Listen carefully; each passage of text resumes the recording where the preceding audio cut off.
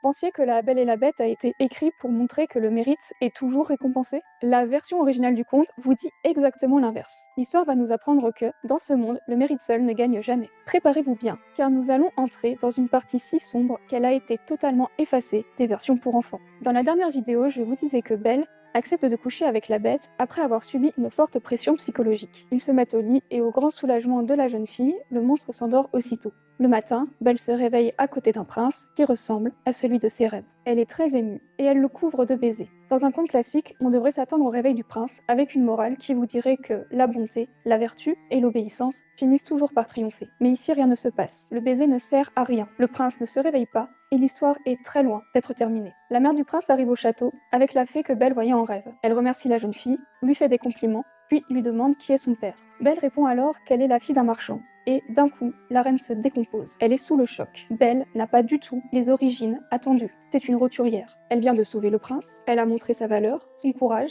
mais tout ça, pour la reine, ça ne vaut rien. Elle dit qu'elle préfère encore donner son fils à une autre fille d'un meilleur rang plutôt que de consentir à son union avec Belle. Autrement dit, elle préfère marier le prince avec une femme qui n'a rien vécu de cette histoire et qui n'a aucun sentiment pour lui. Elle considère qu'elle sera toujours plus digne qu'une fille sans titre. Et c'est là que toute la logique du conte de fées s'effondre. Madame de Villeneuve brise les attentes du lecteur en montrant que le mérite n'est rien face au statut social. On comprend alors que toute l'histoire de la première partie était un piège, une sorte de cheval de Troie destiné à nous amener vers un message très sombre et volontairement choquant. Nous avons compati avec Belle. Nous voulons une fin heureuse pour elle. Mais la reine ne s'intéresse pas du tout à ce qu'elle a accompli. Pour elle, les choses sont très simples. Si elle n'est pas noble, elle n'en veut pas. Elle reproche même à la fée de lui avoir trouvé une fille d'aussi basse naissance pour défaire la malédiction de son fils. Et ses cris sont si forts qu'elle finit par réveiller le prince. Il va affirmer que pour lui, ce n'est pas grave, mais il n'a pas son mot à dire. Le fait qu'il soit réveillé à cause de sa mère et non grâce au baiser de Belle est d'ailleurs très révélateur. Le prince aime Belle, mais son désir ne pèse rien face à l'autorité de sa mère et aux règles de l'aristocratie.